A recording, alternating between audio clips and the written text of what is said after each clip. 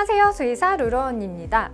반려동물에 대한 인식 수준이 올라오면서 애완동물이 아닌 반려동물, 분양보다는 입양이라는 워딩을, 그리고 법적으로도 물건이 아닌 생명으로 등등 많은 변화가 일어나고 있죠. 말 못하는 한 생명체 더 잘 키우고 싶으신 마음에 이렇게 제 채널도 찾아서 보시는 거 아니겠어요? 그 일환으로 펫샵이 아닌 보호소에서 입양을 하자는 사회적 움직임이 보이고 있는데, 이러한 보호소 코인을 타려고 하는 펫샵이 있다더라고요. 신종 펫샵이라고 불리는 이 펫샵은 반려인이 키우다 파양하는 동물들을 보호 관리하다 새로운 입양인에게 입양시키는 구조에 안락사 없는 보호소를 컨셉으로 운영했는데요. 얼핏 들으면 좋은 일 하는 것처럼 보이잖아요? 파양하는 반려인들이 문제기는 하지만 정말 피치 못할 사정이 생겼을 때 주변 지인에게 보내지도 못하는 상황에서 유기하는 것보다는 안락사 없는 이런 시설에 맡기는 것이 아이에게도 좋고 본인도 죄책감이 덜할 테니 그럴 때 이런 시설을 찾게 되는 것 같은데,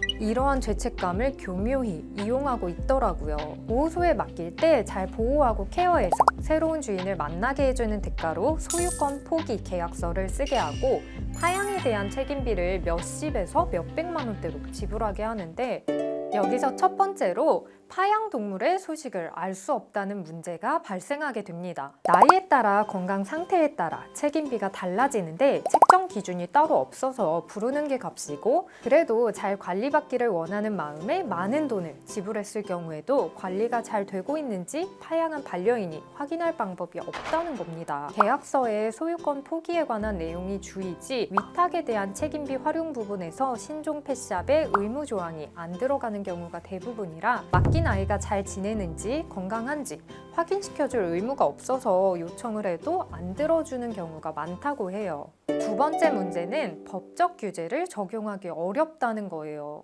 동물보호법상 동물을 구입해 판매, 알선 또는 중개하는 영업을 할 경우 동물 판매업으로 등록을 해야 하기 때문에 일반 펫샵들은 등록을 하고 영업을 하는데, 신종 펫샵은 동물을 구입한 경우가 아니라 파양된 동물을 데려온 곳이기에 동물 판매업으로 등록하지 않을 수 있어 동물보호법 적용을 하기 어려운 것 또한 문제예요. 동물 판매업은 법적으로 정해진 시설이나 인력을 지키며 운영해야 하는데 이걸 지킬 의무가 없는 거죠. 적절한 사육 환경을 제공받지 못하고 파양된 동물들이 생활할 수도 있겠죠? 판매업으로 등록했다고 해도 파양이나 입양 중개에 대한 규제가 없어서 반려인들이 피해를 입을 수도 있답니다. 마지막으로는 보호소와 구분하기 어렵다입니다. 실상은 펫샵인데 이미지 메이킹을 위해 이렇게 보호소라는 명칭을 사용할 경우 일반인들은 구분하기가 어렵죠. 현재의 보호소는 법령상 명칭이 아니라서 누구든 자유롭게 쓸 수가 있어 규제하기도 어려워요.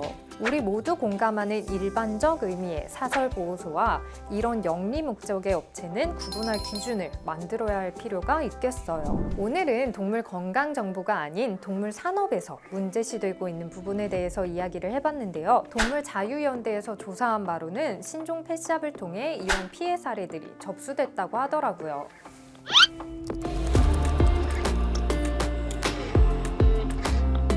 처음부터 안 좋은 목적으로 이런 업체가 만들어진 게 아니라면 파양 계약부터 위탁 관리, 입양까지의 정보와 관리 체계를 투명하게 공개하는 쪽으로 개선해야 소비자를 기만하는 영업행위가 아닐 듯합니다. 처음부터 이렇게 죄책감과 법의 사각지대를 활용해 돈 벌 목적이었으면 그냥 사라져라 좀!